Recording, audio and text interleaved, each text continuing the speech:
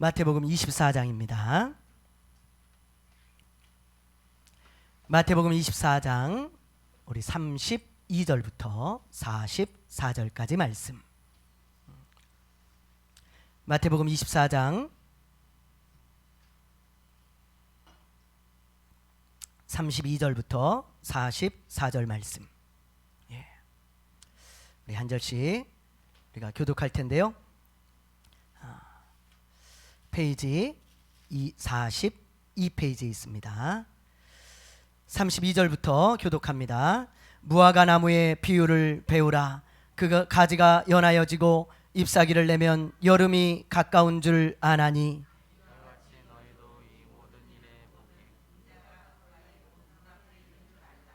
내가 진실로 너희에게 말하노니 이 세대가 지나가기 전에 이 일이 다 일어나리라.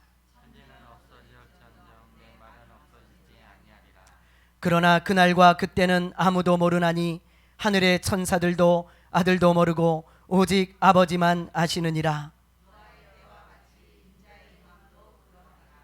홍수전에 노아가 방주에 들어가던 날까지 사람들이 먹고 마시고 장가들고 시집가고 있으면서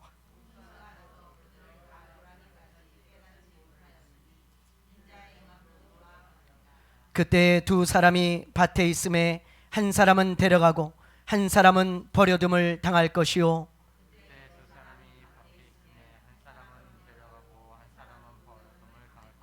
제가 읽은 말씀인데 또 읽으셨어요, 여러분들? 41절은요 이런 말씀입니다. 제가 한번 읽어볼게요.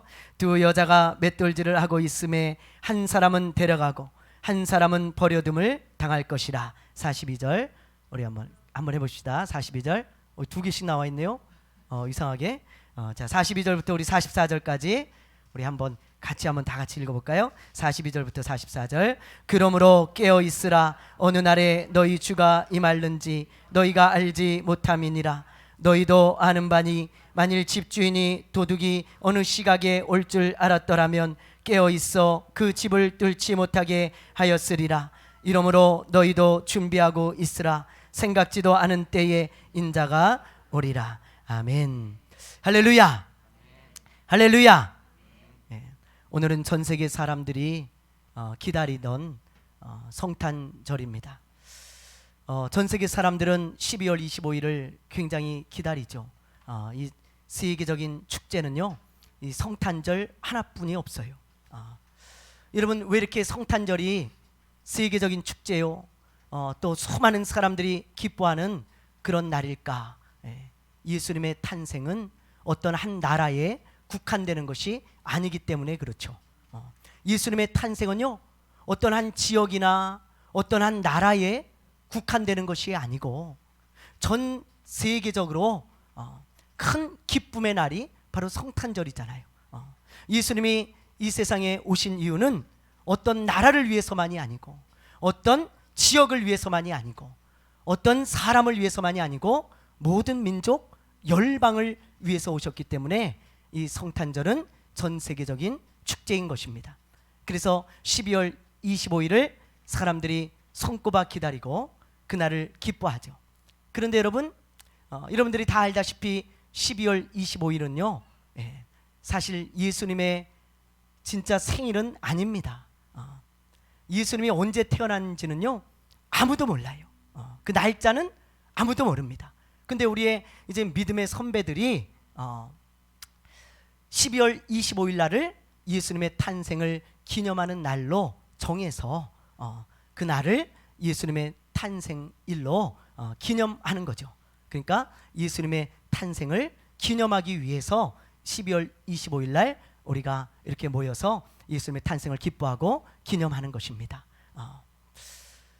그러나 여러분, 예수님이 언제 태어났든 분명한 것은 2000년 전에 예수님께서 하나님의 아들이신 그 예수님께서 모든 영광을 다 버리고 이 세상에 오셨다는 그 사실, 우리를 구원하기 위해서 이 세상에 오셨다는 그 사실만큼은 우리가 분명한 사실이지 않습니까? 언제 태어났는지 모르지만 예수님이 2000년 전에 이 세상에 오셨다는 그 사실은 분명한 거예요. 예수님이 이 세상에 2000년 전에 오셨다는 그것, 그것을 우리가 초림이라고 하거든요. 예수님의 초림, 첫 번째로 왔다 이 말이에요. 근데 그 초림에 대한 예언의 말씀이 성경에 무수히 많이 기록되어 있습니다. 그런데 그 예언의 말씀이요 다 이루어졌어요. 여러분 잘 들으셔야 돼요. 오늘 말씀을. 예언의 말씀이 다 이루어졌어요. 이 성경에 예수님의 초림에 대해서 나온 그 말씀들을 다 하나님께서 이루셨습니다. 뭐 예를 들면 그리스도가 베들레헴에서 태어나신다. 그 이루어졌죠? 예수님이 그리스도가 오시면 나귀 새끼를 탈 것이다. 예수님이 예루살렘에 나귀 새끼를 타고 입성하시잖아요. 또 뭐 처녀의 몸에서 그리스도가 잉태될 것이다. 그러셨죠. 그리고 뭐 이사야서 53장 같은 데 보면 저가 찔림은 우리의 허물 때문이요 저가 상함은 우리의 죄악 때문이라. 저가 징계를 받음으로 우리가 평화를 누리고 채찍에 맞음으로 나음을 입었도다 그랬어요. 이거 여러분 딱 봐도 누굽니까? 딱 봐도 누구예요? 예수님이잖아요. 이사야 선지자가요 예수님이 오시기 700년 전 사람인데 이런 예언의 말씀들이 초림에 대한 말씀들이 다 이루어졌다는 것을 알아야 됩니다. 여러분, 자 그렇다면 잘 생각해 봐요. 예수님의 초림이 2000년 전에 이루어졌는데 그렇다면 예수님의 재림은 이루어지지 않을까요? 여러분, 예수님이 다시 오신다는 그 말씀이 이루어지지 않을까요? 이루어지지 않을 것 같습니까? 상식적으로 생각해도 다 이루어져요. 여러분, 초림이 하나도 빠짐없이 사소한 것부터 큰 것까지 다 이루어졌다면 이 성경에 기록된 예수님의 재림에 대한 말씀도 반드시 다 이루어진다는 것을 알아야 됩니다. 여러분, 하나도 빠짐없이 이루어집니다. 99.9%가 아니에요. 100% 이루어진다는 것을 알아야 됩니다. 오늘 말씀 36절처럼 예수님이 언제 다시 오실지 그건 아무도 몰라요. 그렇죠?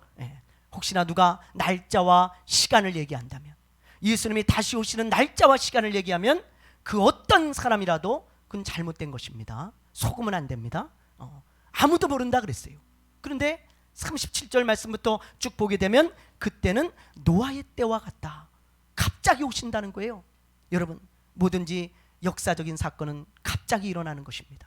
갑자기. 예수님도 도적처럼 갑자기 오세요. 갑자기.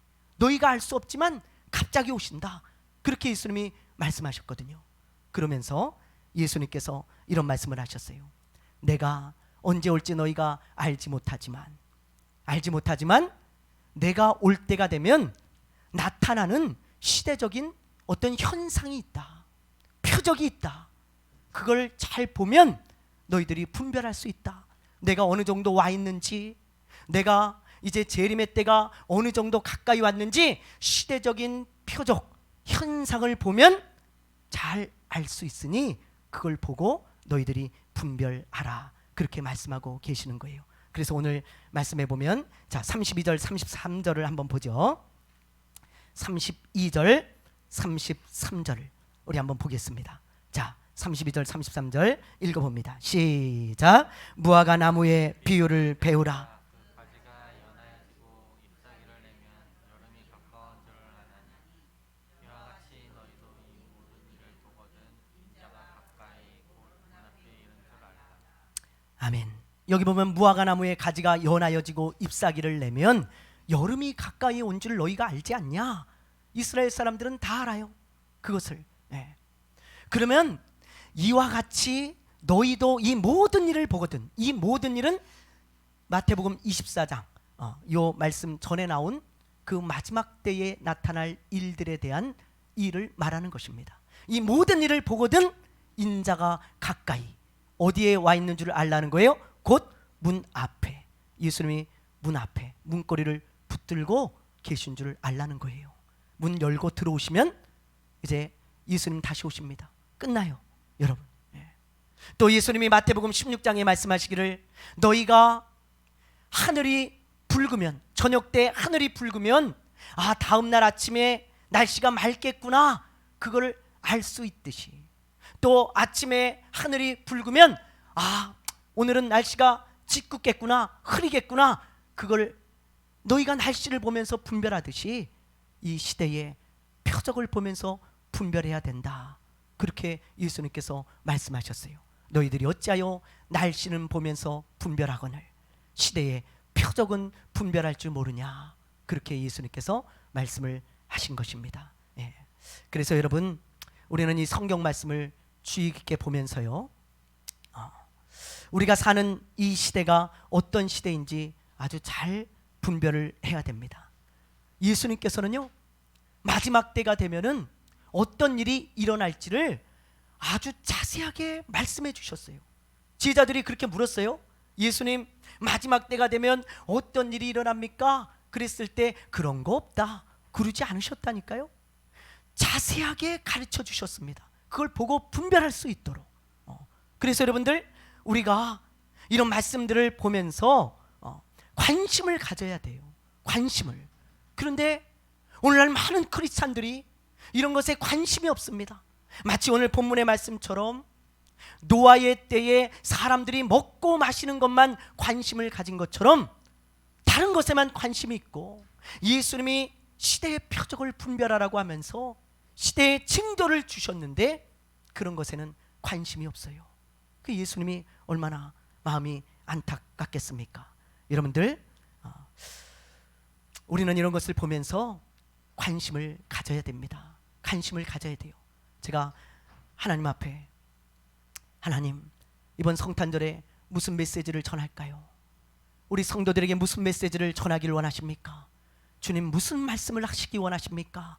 기도할 때 하나님께서 저에게 주신 감동의 말씀이 재림의 때를 준비하라 그래라 말씀을 주셨어요. 성탄절에 예수님의 초림의 사건을 이야기하는 이 시대에 기도할 때 성령께서 저를 감동하시기를 이걸 가르쳐라, 이걸 가르치라는 거예요. 그래서 제가 오늘 성탄절인데 이 무거운 주제를 가지고 나왔습니다. 그러나 여러분, 얼마나 때가 긴박하면 곳곳에서 주의 종들이 외치고 있다는 것을 알아야 돼요. 여러분, 요즘 우리가 사는 시대를 보면요, 뭔가 예사롭지가 않습니다. 제가 그냥 하는 이야기가 아니에요. 여러분, 그냥 하는 이야기가 아니라고요. 그냥 습관처럼 마지막 때입니다, 뭔가 있습니다, 그렇게 하는 이야기가 아닙니다. 예사롭지 않아요. 지금 세계 곳곳에서 벌어지는 일들을 보면 예수님이 언제 오실지는 모르지만 분명한 것은 오늘 말씀처럼 문 앞에 가까이 오셨다는 것을 우리가 분명히 알 수 있습니다. 아마 여러분 안에 계신 성령님도 여러분에게 그런 사인을 주실 거예요. 여러분 안에 계신 성령님도 저에게 사인을 주시듯 여러분에게도 사인을 주실 겁니다. 그렇다면 그렇게 판단하는 근거가 무엇인가? 근거가, 성경에는 여러 가지 말씀을 해놓으셨어요. 마지막 때가 되면 어떤 현상과 징조가 있는지 여러 가지를 말씀하셨는데 그 중에 제가 대표적인 거 3가지를 오늘 이야기를 하고 말씀을 나누려고 합니다. 첫 번째가 뭐냐? 세계화가 되는 것입니다. 세계화. 여러분, 알기 쉽게 얘기하면 이 글로벌 시스템이 전 세계적으로 구축되어 가지고 전 세계가 하나로 묶이는 거예요. 전 세계가 하나로 연결이 되고 통합이 되는 걸 말합니다. 보면 이렇게 돼요. 여러분, 전 세계가요 하나로 다 연결이 되는 시대, 이 글로벌 시대거든요.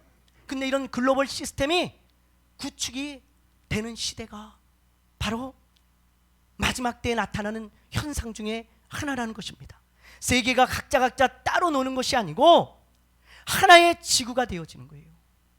한 나라처럼 되어지는 거예요. 지구촌이 되어지는 것입니다. 국경이 없는 세상이죠. 국경이 없는 세상.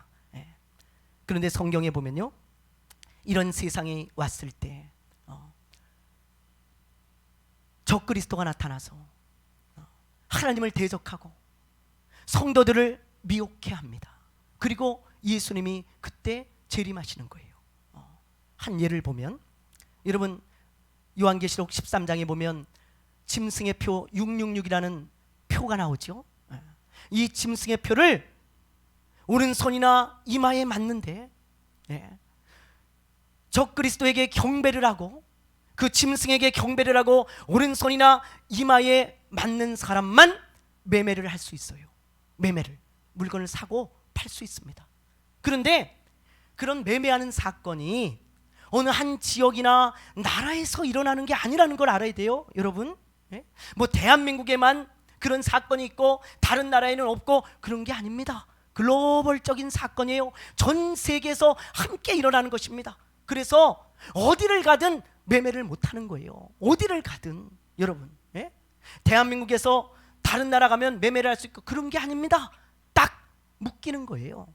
제가 인도네시아 가고 말레이시아 갈 때 카드 한 장 들고 갔습니다. 카드 한 장. 현금 많이 안 갖고 갔어요. 거기서 카드 내면 다 결제됩니다. 그거 딱 끊으면 저 계좌 딱 묶어버리면 어디서도 결제 안 돼요. 여러분, 결제 안 됩니다. 전 세계적인 글로벌적인 사건이라는 걸 알아야 돼요. 근데 이게 전 세계가 네트워크로 연결돼 있지 않으면 불가능한 일이죠. 옛날에는 불가능한 일입니다. 또 마태복음 24장에 보면 적그리스도가 나타나서 전 세계 사람들 중에 많은 사람들을 미혹해 한다 그랬어요. 미혹해. 이것은 어떤 한 나라에서 일어나는 미혹이 아니에요, 여러분. 어떤 한 지역에서 일어나는 미혹이 아닙니다. 전 세계적으로 일어나는 미혹인데 이것은 전 세계가 연결되어 있지 않으면 불가능한 거예요. 여러분 잘 생각해 보세요. 집집마다 TV가 없으면 불가능해요. 집집마다 컴퓨터가 있어야 되고요. 인터넷이 전 세계에 다 연결망이 구축돼야 되고 손에는 핸드폰이 들고 있어야 가능한 시대입니다. 그게 손에 있는 핸드폰 보면서 세계적인 사건을 다 보잖아요. 어디서 무슨 일이 일어나는지 그게 가능해야 바로 여러분 그런 일들이 전 세계적으로 일어날 수 있는 거예요. 그런데 지금이 그런 시대죠. 지금이 앞으로 세계화는 점점 빨라질 것입니다. 지금 우리는 5G를 쓰고 있죠. 5G. 그러나 앞으로는 여러분 6G가 금방 나옵니다. 제가 어떤 자료를 보니까 7, 8년마다 하나씩 업그레이드 되고 있어요. 지금 6G는요 어떤 상태냐면 물속에서도 이게 인터넷이 돼요. 물속에서도요. 어디 가든 다 됩니다. 6G가 연결이 되면 물속에서도 된다니까요. 그리고 5G의 전송 속도의 50배예요. 50배. 이게 2030년 이내에 지금으로부터 제가 생각하기로는 2025, 6년만 되면 이게 구축이 되기 시작할 거예요. 벌써 2019년에 5G가 나와가지고 지금 이제 전 세계적으로 5G를 쓰고 있죠. 6G가 구축이 되면요 훨씬 더 빨리 세계화가 가속화 될 것입니다. 그래서 전 세계가요 이제 네트워크로 한 나라처럼 되어져요. 한 나라처럼. 지금도 이미 세계화가 많이 진행되고 있기 때문에 어느 한 나라의 일이 한 나라의 일로 끝나지 않습니다. 여러분 옛날에는요 우리나라에서 무슨 일이 일어나면 여기서 그냥 끝났어요. 근데 지금은 여기서 어떤 일이 일어나면 이쪽에서 출렁대고 여기서 출렁대면 여기서 출렁댑니다. 한 예로 얼마 전에 미국의 연준이 금리 인상을 발표했어요. 미루다가 제가 알기로는 12월 15일인가 발표를 했어요. 얼마 안 됐죠. 며칠 전입니다. 그때 바로 이런 기사가 떴습니다. 보세요. 미 연준 금리 인상 예고. 이게 발표되고부터 며칠 있다가 한국은행 1월에 금리 인상 가능성. 보세요. 한 나라의 일로 끝나지 않아요. 미국의 금리가 오르면 다 올라요. 같이 따라서. 어느 한 곳의 경제가 무너지면 같이 영향을 받는 것입니다. 석유값이 폭등하면 전 세계가 다 폭등해. 여러분, 한 나라가 되어가고 있다는 것을 우리가 알아야 됩니다. 코로나 팬데믹도 마찬가지예요. 코로나 팬데믹, 여러분 옛날 같았으면 중국 우한에서 코로나 팬데믹이 발생했으면 거기서 그냥 전염병이 돌다가 말았을 거예요. 그런데 여러분 지금은요 몇 시간이면은 전 세계로 다 비행기를 타고 날아갈 수가 있잖아요. 전 세계로. 그래서 전 세계적으로 지금 팬데믹이 일어나고 있는 것입니다. 못 막습니다 이거. 예, 못 막아요. 앞으로 제가 어떤 인터넷 뉴스를 보니까 서울에서 미국까지 2-3시간이면 날아가는 비행기가 나온다는 거예요. 2-3시간이면 미국까지. 여러분, 전 세계가 하나로 연결되고 한 나라처럼 되어가고 있다는 것을 우리가 알아야 됩니다. 그렇다면 여러분, 세계화가 왜 마지막 때의 현상인가? 이렇게 세계화가 이루어지는 것이 왜 마지막 때에 일어나는 현상일 수밖에 없는가? 네. 한 사람이나 소수가 세계를 통제하는 세상이기 때문에 그래요. 한 사람이나 어떤 소수가 전 세계를 이런 네트워크를 가지고 통제할 수 있는 그런 시대이기 때문에 그렇습니다. 성경에 보면요, 세계의 정부가 만들어져요. 연합 정부가 만들어집니다. 그리고 그 연합 정부의 수장 중에 뭐 몇 번째 수장일지 모르죠. 그러나 연합 정부의 수장이 적그리스도로서 세계 정부를 딱 손에 쥐고 전 세계를 통치한다는 거예요. 통치한다고 말씀하고 있어요. 이 사람은 그 세계 정부를 딱 쥐고 하나님을 대적하고 사람들을 미혹해 하는 것입니다. 여러분, 그래서 창세기에 보면 바벨탑을 쌓죠. 바벨탑. 근데 그 바벨탑을 쌓는 이유는 하나님을 대적하기 위해서였습니다. 그 바벨탑을 쌓는 사람들 중에 주동자가 누구냐? 니므롯이라고 하는 사람입니다. 니므롯. 그 니므롯이 사람들을 다 모아가지고 우리가 하나님을 대적하자, 하나님으로부터 우리가 멸망당함을 우리가 피해보자, 그래가지고 바벨탑을 쌓기 시작했는데 마지막 때도 그렇다는 거예요. 마지막 때도 세계 정부를 손에 딱 쥐고 여러분, 하나님을 대적하면서 수많은 사람들과 함께 미혹을 해서 하나님을 대적하려고 하는 그런 세력들이 있다는 것입니다. 그런데 여러분, 벌써 세계 정부에 대한 이야기가 곳곳에서 나오고 있어요. 나오고 있어요. 왜요? 코로나 팬데믹 같은 세계적인 재앙이 일어났을 때 각 나라에서 대처하기가 힘들다는 거예요. 각 나라에서, 한국에서, 일본에서 각자 대처하기가 힘들다는 것입니다. 그래서 하고 있는 이야기가 뭐냐? 연합정부를 만들어서 이런 위기가 있을 때 우리가 컨트롤을 할 수 있는 컨트롤 타워가 있어야 된다. 그런 이야기가 벌써 나오고 있어요. 여러분, 앞으로 그렇게 될 겁니다. 그래서 전 세계를 컨트롤할 수 있는 연합정부가 세워지고 그렇게 세계는 하나로 갈 거예요. 성경이 말한 대로 분명히 그렇게 갈 것입니다. 예. 여러분, 이렇게 급속한 세계화, 아주 기하급수적으로 빨리 달려가고 있는 이 세계화, 이것이 마지막 때의 현상 중에 하나라는 거예요. 하나. 두 번째가 뭐냐? 두 번째 표적은 경제의 붕괴입니다. 경제의 붕괴. 마태복음이나 계시록에 보면 여러분, 마지막 때의 현상으로 기근이 꼭 나와요. 기근이. 항상 기근이 나옵니다. 그런데 이 기근은 어떤 한 지역이나 어떤 한 나라에 일어나는 어떤 흉년이 아니에요. 흉년이. 이 기근은 뭐냐? 전 세계적으로 먹고 살기 힘든 상황을 말하는 것입니다. 전 세계적으로 먹고 살기 힘든 상황, 즉 경제 붕괴를 말해요. 경제 붕괴. 예. 여러분, 먹고 살기가 왜 힘들어요? 전 세계적으로 어떤 한 나라나 한 지역이 아니고 경제가 함께 붕괴돼서 그래요. 함께. 지금 베네수엘라가 그런 경제 붕괴를 경험하고 있지 않습니까? 여러분, 베네수엘라에서요, 닭 한 마리를 살려면 이만큼 돈을 가져가야 돼요. 이걸 가져가야 닭 한 마리를 살 수 있습니다. 돈이 길거리에 굴러다녀요. 돈을 가지고 아이들이 딱지를 접어가지고 장난을 칩니다. 네. 왜요? 경제가 붕괴돼서 그래요. 사람들이 쓰레기통을 뒤져가지고 음식을 찾아갖고 먹고요. 그리고 제가 인터넷을 보니까, 유튜브를 보니까 칫솔을 하나 들고 가가지고 기름하고 바꾸더라고. 물물 교환이 이루어져요. 돈이 소용이 없습니다. 경제가 붕괴돼가지고. 네. 그리고 자기 나라들을 탈출하죠. 다른 나라로. 네. 경제가 붕괴돼서 그렇거든요.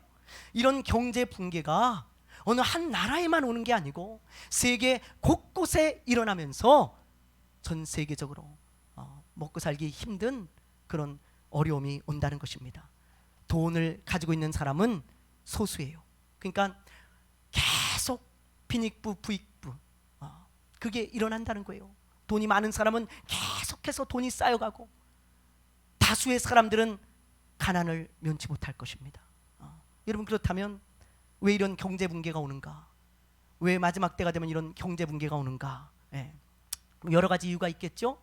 뭐 정치적인 상황도 있겠고, 뭐 경제적인 어떤 상황도 있겠고, 뭐 여러 가지 상황이 있겠지만 제가 앞으로 이렇게 시대를 보면서 생각하는 것은 아마 이 인공지능 AI가 발달해서 그런 것이 아닌가, 그런 생각도 많이 들어요. 왜냐하면 여러분, 이 AI가요, 이 인공지능 로봇입니다. 이게 수많은 사람들의 일자리를 빼앗고 있고 앞으로 많이 빼앗을 거예요. 굉장히 많이 빼앗을 것입니다. 이 AI라고 하는 거, 이 인공지능 로봇이요, 기하급수적으로 늘어납니다. 그래서 실업률이 엄청 증가할 거예요. 근데 그게 아주 먼 미래가 아니에요. 여러분, 앞으로 우리가 다 볼 미래입니다. 한 15년, 20년 지나면 다 볼 일들이에요. 여러분. 그래서 여러분, 실업자가 증가하고 가계빚이 증가해서 경제가 붕괴되는 속도가 굉장히 빨라진다는 거예요. 그래서 돈을 많이 가지고 있는 사람들은 더 많은 부를 쌓게 되지만 대다수의 사람들은 가난하게 되어진다는 거예요. 벌써 이 AI들이 서서히 인간의 일자리를 빼앗고 있습니다. 에이트라고 하는 책이 있어요. 그 책에 보면 이런 글이 있습니다. 자, 제가 한번 읽어보겠습니다. 우리나라에서도 인공지능 행정비서와 인공지능 정책 자문관 같은 인공지능 공무원 프로젝트를 추진하고 있고, 인간형 로봇 공무원을 시청, 구청, 주민센터, 세무서, 등기소 등에 배치하는 프로젝트도 추진하고 있다. 최근에 인사혁신처는 이런 발표를 하기도 했다. 2019년 발표거든요. 이 책이 19년에 나왔어요. 그러니까 아마 그 어간이겠죠. 자, 보세요. 어떤 발표를 했는지. 2030년까지 민원 담당 공무원 50% 이상, 경찰, 소방 등 현장 공무원 20%, 25% 이상, 전문 직무 담당 공무원 20%, 25% 이상을 인공지능으로 대체하는 프로젝트를 진행하고 있는 거예요. 지금. 이후 2045년까지 민원 담당 공무원 70%, 현장 공무원 50%, 전문 직무 담당 공무원 50%를 인공지능으로 대체한다. 이게 여러분 목표입니다. 2045년까지. 그러면서 이런 얘기를 해요.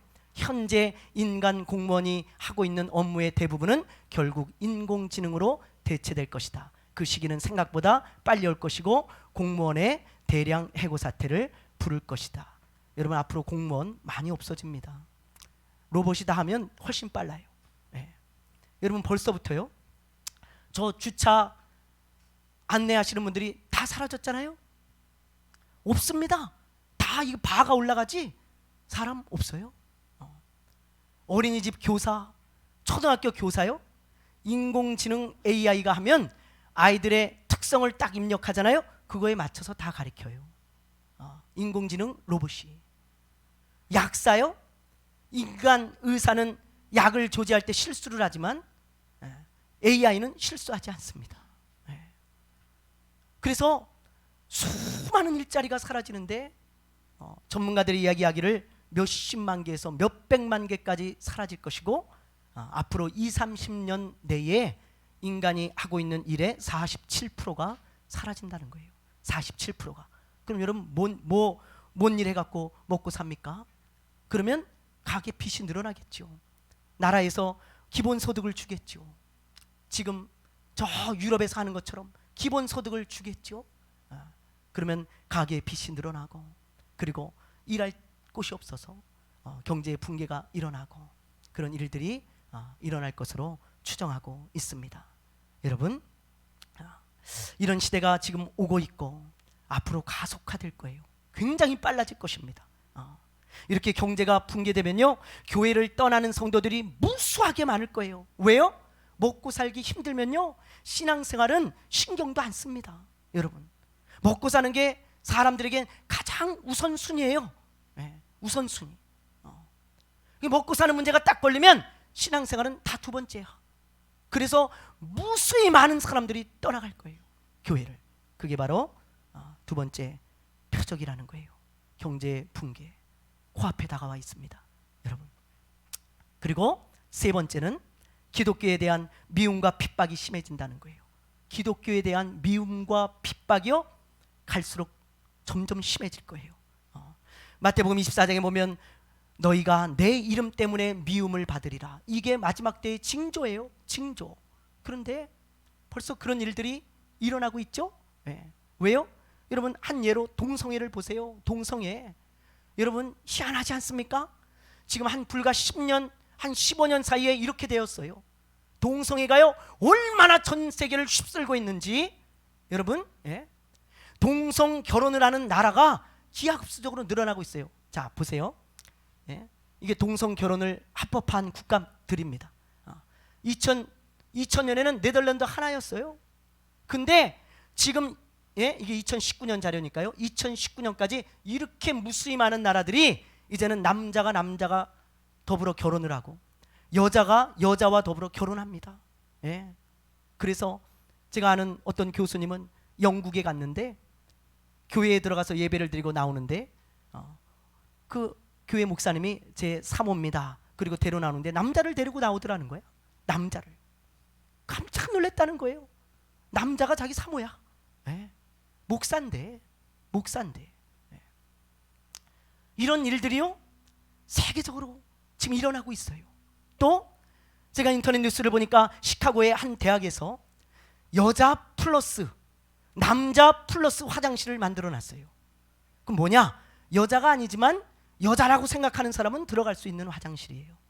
남자는 아니지만 남자라고 생각하면 들어갈 수 있는 화장실이 남자 플러스 화장실입니다. 예. 그걸 대학 입구에다 해놨어요. 예. 그런데 이런 동성애가 전 세계를 휩쓸고 있는데 이걸 누가 반대해요? 여러분, 누가 반대해요? 기독교가 반대해요. 기독교가 반대합니다. 그러니까 이 세계의 리더들이 기독교를 아주 못 잡아먹어서 안달이죠. 왜? 저것들은 성경의 가치관만 옳다고 얘기하면서 세계의 평화를 파괴하는 집단이라는 거예요. 아니, 우리 좀 같이 살면 어때? 동성애자도 어떠냐? 동성 커플 어떠냐? 다 받아주면 아름답게 같이 살 수 있는데 왜 니들만 그렇게 독특하게 그걸 반대하고 무슨 성경만 유일한 가치관인 것처럼 얘기하냐? 그러면서 굉장히 미워하고 핍박하고 제재를 가합니다. 여러분, 지금 구글이나 페이스북이나 이런 데는요, 이런 세계적인 기업들 있잖아요. 앞으로 나는 동성애를 인정하지 않습니다. 나는 크리스찬이기 때문에 동성애를 인정하지 않습니다 하고, 예? 그런 주장을 하거나 견해를 밝히면요, 앞으로는 잘립니다. 회사에서 잘려요. 왜? 세계적인 우리 기업에 너같이 편협적인 사람은 필요 없다는 거예요. 예. 무슨 지금 추세가 어떤데 너같이 그렇게 고리타분한 생각을 가지고 있는 사람은 우리 기업에 맞지 않으니까 나가시오. 그렇게 얘기를 해요. 여러분, 기독교인들은 앞으로 미움의 대상이 되어지고 교회는 항상 공적의 타겟이 돼요. 그래서 누차 우리 목사님들이 얘기하는 게 뭐냐? 언제나 칼끝은 교회를 향해 옵니다. 교회를 향해. 마지막 칼끝은요 항상 교회와 성도들을 향해요. 상해. 그게 이 세상에서 일어나고 있는 일들이죠. 네. 여러분, 이렇게 세 가지를 제가 말씀을 드렸는데 여러분, 이런 현상들을 보면서 우리가 빨리 눈을 떠야 됩니다. 눈을 떠야 돼요. 관심을 가져야 돼요. 여러분, 예수님께서는 시대의 표적을 보면서 내가 어느 정도 와 있는지 너희들이 분별해라고 말씀하셨어요. 여러분, 이런 표적이 분명히 보여지고 앞으로 이런 일들이 진행될 것이 뻔히 불보듯이 보이는데 여러분들, 우리가 이런 것에 관심을 갖지 않고 예수님이 어디까지 와 있는지도 우리가 분별하지 못한다면 참으로 어리석은 사람들일 것입니다. 여러분, 예수님이 2000년 전에 오셨을 때는 우리를 구원하러 오셨지만 다시 오실 때는 심판하러 오십니다. 심판하러. 그럼 그걸 알아야 돼요. 그렇다고 우리가 저 이단들처럼 이런 말씀을 들었을 때 저 이단들처럼 목사님 그럼 어떡합니까? 저 산으로 들어가야 됩니까? 아니면 저 뉴질랜드로 우리도 대피해야 됩니까? 그런 쓸데없는 생각하시면 안 돼요. 그건 이단들이나 하는 짓이고요. 예수님은 그런 짓거리 하지 말라는 거예요. 그렇게 두려워서 어디로 숨고 도망가고 그러지 말고, 그럼 어떻게 해야 됩니까? 그랬을 때 예수님이 두 가지를 말씀해 주셨어요. 이런 마지막 때가 다가오면 너희가 어떻게 살아야 되는지 이 두 가지를 반드시 기억해라. 그게 오늘 말씀에 나옵니다. 자, 첫 번째는 42절이에요. 이건 말하고 마칠게요. 42절 우리 한번 읽어보겠습니다. 자, 시작. 그러므로 깨어있으라. 어느 날에 너희 주가 임할지 너희가 알지 못하느니라. 아멘. 보세요. 그러므로 깨어있으라. 예수님이 직접 하신 말씀입니다. 이런 현상들이 보이거들랑 너희는 깨어있으라. 아주 간단하죠. 예수님의 메시지는 영적으로 잠들지 말라는 거예요. 영적인 잠을 자지 말아라. 그게 예수님의 메시지입니다. 이런 시대가 오면요, 사람들은 교회에 관심이 없습니다. 신앙생활에 관심이 없습니다. 영적인 잠을 자는 건 잠을 자는 시대가 온다는 거예요. 근데 예수님은 깨어있으라는 거예요. 마지막 때가 되면 알곡과 가라지로 분명히 갈라질 거예요. 근데 알곡은 점점 바람이 불면 불수록 예수님의 품으로 파고듭니다. 알곡은 그런 특성이 있어요. 근데 가라지는요, 퀴즈를 해보면 알잖아요. 바람이 불면 다 밖으로 날라 떨어지는 거예요. 여러분, 나가 떨어지는 것입니다. 어떤 이유에서건 다 날아가 버리고 말아. 마지막 때 깨어있지 않으면 이렇게 돼요. 여러분, 주의 성령의 음성을 들으십시오. 깨어있으라. 신앙생활 잘하라는 거예요. 누가 뭐라 그래도, 누가 떠나가든, 누가 뭐 주저앉았든, 누가 나가 떨어졌든, 여러분, 우리가 신앙생활을 잘하면서 마지막까지 걸어가야 하는 것입니다. 그리고 두 번째 보세요. 44절이에요. 자, 우리 한번 읽어보겠습니다. 44절 시작. 그러므로 너희도 준비하고 있으라. 생각하지 않을 때에 인자가 오리라. 아멘. 42절에도 보면 그러므로 그랬죠. 이 결론이죠. 44절에도 이러므로, 그 결론입니다. 예수님의 이러므로 너희도 준비하고 있으라. 생각하지 않은 때에 인자가 오리라. 예수님은 항상 말씀하실 때마다 생각하지도 않은 때에라 그랬어요. 여러분, 우리가 이렇게 마지막 때가 빨리 다가올 줄 알았습니까? 몰라요. 근데 생각지도 않은 때에 예수님이 오시니까 준비하고 있으라는 거예요. 뭘요? 주님의 재림을 준비하고 있으라는 거예요. 준비하고 있으라. 여러분, 예수님이 우리가 살아있을 때 예수님이 오실 수도 있고, 만약에 예수님의 재림이 조금 더디 오시면 내가 먼저 예수님께 가는 거예요. 어떻게 해서든지 우리는 금방 주님 만납니다. 내가 가든 주님이 오시든 우리는 금방 주님을 만날 거예요. 근데 주님을 만날 준비하며 살라는 거예요. 주님을 만날 준비하며 살아라. 어떻게 주님을 만날 준비하면서 사는 것입니까? 그러면서 예수님께서 10처녀의 비유를 말씀해 주셨잖아요. 기름을 준비한 처녀가 있고 기름을 준비하지 않은 처녀가 있다. 그 기름이 뭐라 그랬습니까? 진실한 믿음이라 그랬죠. 진실한 믿음. 여러분, 진실한 믿음을 잃어버리지 않고 살아가는 거예요. 어떤 어려움이 와도, 어떤 환난이 오고, 어떤 상황이 돼도 내가 예수님을 향한 진실한 믿음, 그 기름을 항상 떨어지지 않도록 내가 잘 지키며 살아가는 것입니다. 여러분, 믿음 팔아먹지 마세요. 세상에 믿음 팔아먹지 마십시오. 기름 떨어지지 않게 여러분의 믿음을 잘 지키십시오. 그리고 언제 주님이 오셔도 도적처럼 주님이 오실 때에 그 믿음 가지고 나아가는 것입니다. 다른 것으로 주님 만날 수 없어요. 오직 내 안에 있는 진실한 믿음만 주님을 만날 수 있는 것입니다. 그 믿음이 있어야 돼요. 그 믿음.